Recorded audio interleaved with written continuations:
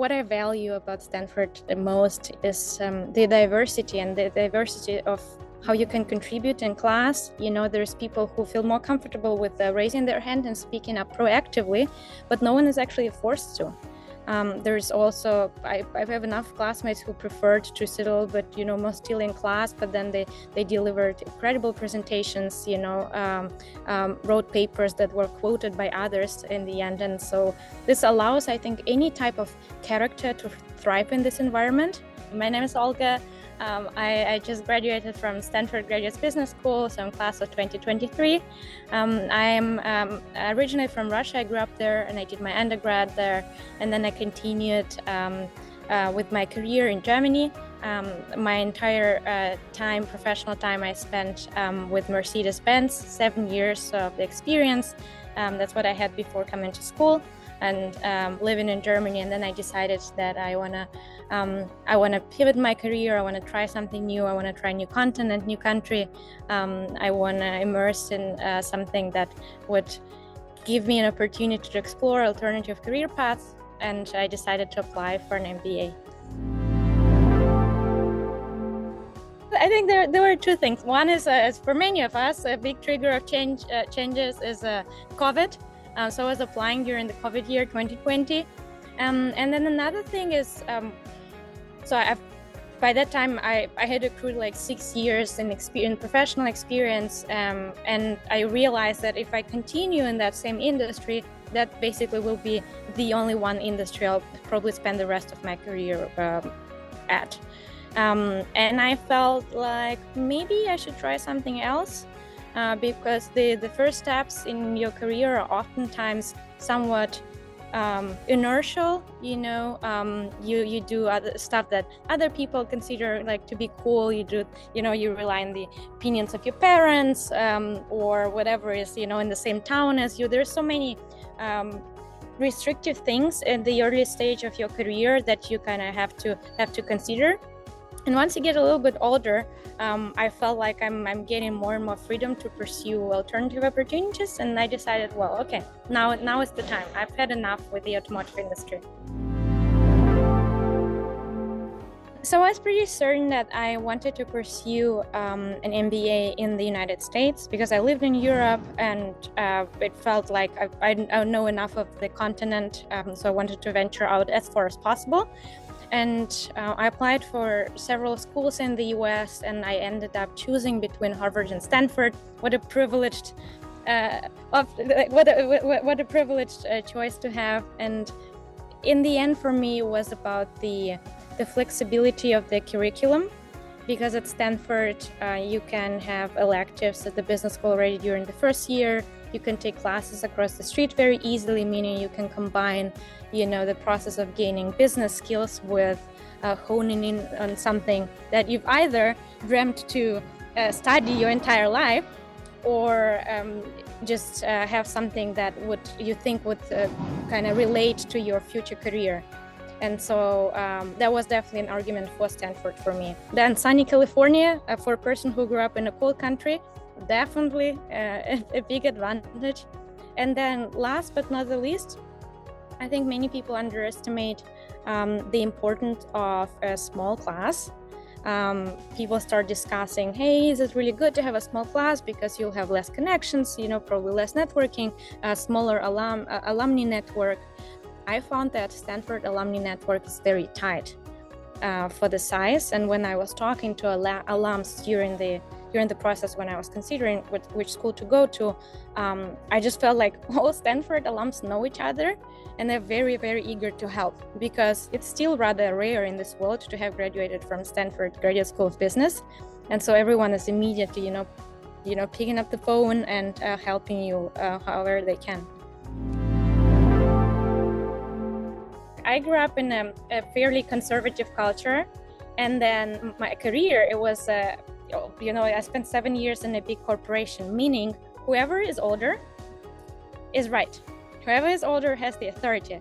And this was not my experience here in the US, and specifically at Stanford, because I found out members of the alumni network, but also professors and everyone who is involved with Stanford University, they're so eager to hear your opinion, because the belief here is that future generations are the opinion makers.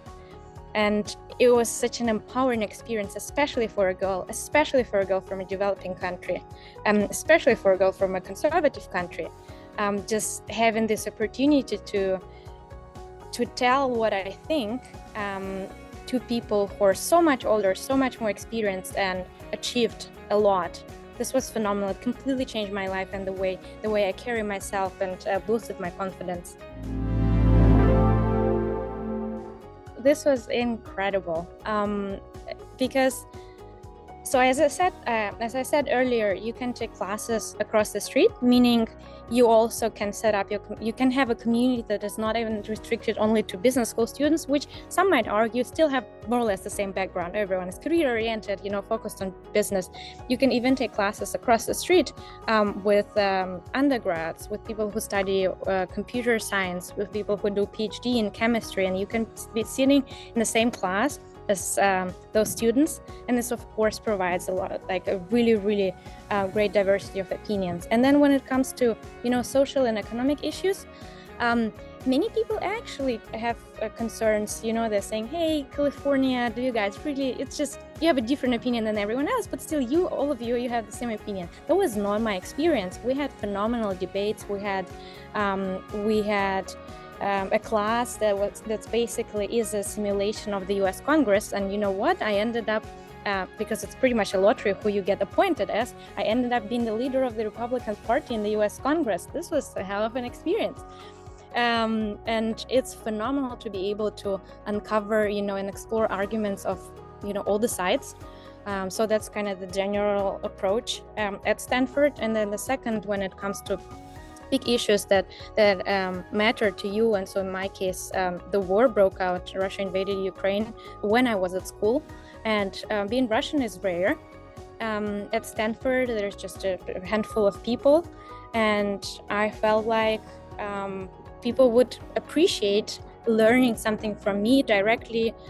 Pre-Stanford, during my undergrad, I was pretty involved with one of the small liberal parties in Russia. I observed elections, so I exactly know how election fraud is happening, And from my classmates, I think for them it was a really valuable experience to hear something from me firsthand. And it happens with any issues that are happening in the world, because there's 60 people in your class, there's 400 people from 60 countries in your class, meaning whatever happens, it becomes any tragedy that happens in the world, it is a tragedy for your class, because someone whose family was affected by the earthquakes in Turkey. Someone whose family was affected by, hurricanes in the Philippines. And the same with the war in Ukraine. We also had students from Ukraine, and hearing their stories firsthand, I think this is something that makes you really you become very sensitive and sensible about what's going on in the world, and you just don't take things for granted. This is such a transformational experience. Becoming a global citizen, this was my goal coming to Stanford, and I definitely achieved that. And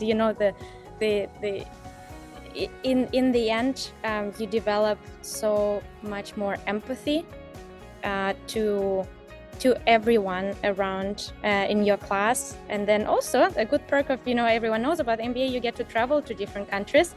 And then usually it's classmates who are from those countries. They host you and they show you the local culture, and you experience a lot.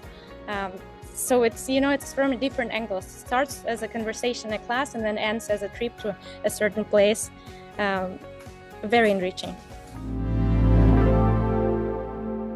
In contrast to other cool schools on the other side of the United States, it's not just case studies here. And this is also great because I've participated in lots of very experiential classes, like that simulation of the US Congress, or famous class Touchy-Feely, where you sit in a circle, you talk with each other. It's a completely different format. Hence, everyone gets an opportunity to thrive in a setting that is more comfortable to them and the way they like to present themselves in class. Stanford Graduate Business School makes it so easy to become an entrepreneur.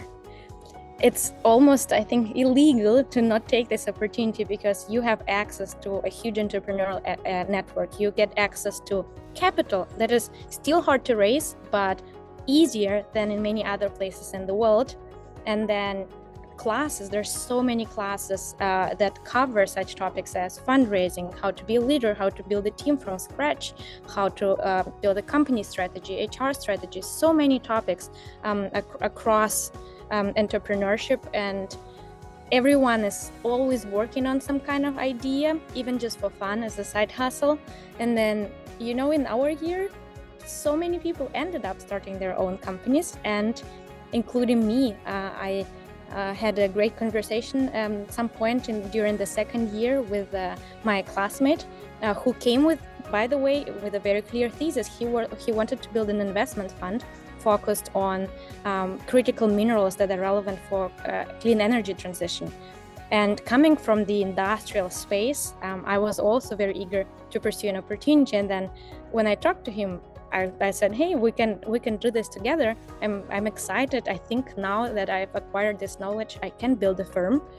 And I love industrials. I grew up in a mining town. I know how important it is for clean energy transition because I worked in the EV department in the automotive sector back then. I know how necessary those minerals are for batteries and other applications.